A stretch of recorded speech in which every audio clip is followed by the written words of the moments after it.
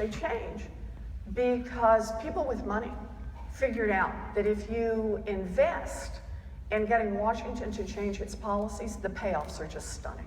The payoffs are just fabulous. And I'm sorry to say it, science is just part of what got swept into that.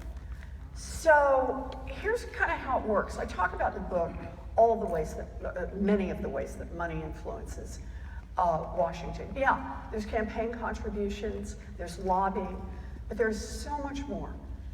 Think tanks, and bought and paid for experts, and advertising, and even the United States Supreme Court.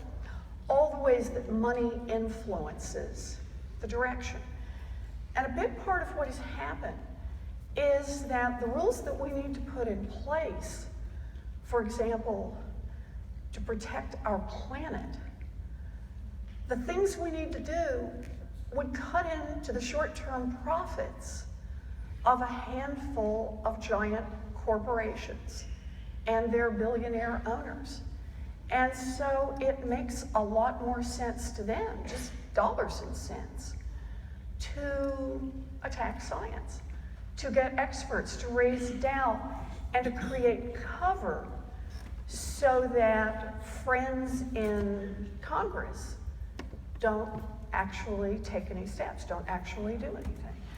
And as a result, we don't deal head on with the climate problems we're facing, but with a whole raft of other problems. And here's what scares me about this. This very clearly, and I document a lot of this, and someone who documents it actually in even much greater detail, a whole long book just about that part of it, is Senator Sheldon Whitehouse from Rhode Island. I recommend his book on this as well. But it's now not just the tool that's been used by those who don't want to see environmental regulations. It started spilling over everywhere, precisely as the person who asked this question did.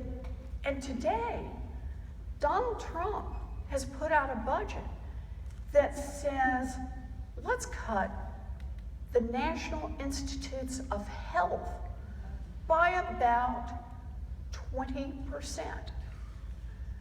Already, just to give you an idea, already, the National Institutes of Health they don't have enough money to fund all the good science that comes to them. They are able to fund about 2 out of every 11 projects that makes it to a finals. Can I give you one example? Alzheimer's.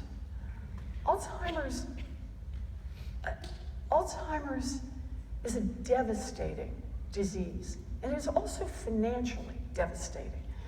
Last year, Americans spent $236 billion caring for people with Alzheimer's. $236 billion, and we do not have the capacity to delay the progress of that disease by even 1 day.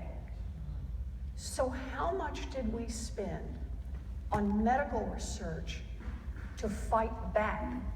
And the answer is less than 0.5% of what we spent on care. Why? Not because the National Institute of Health is stupid or because they're mean. They just don't have the money.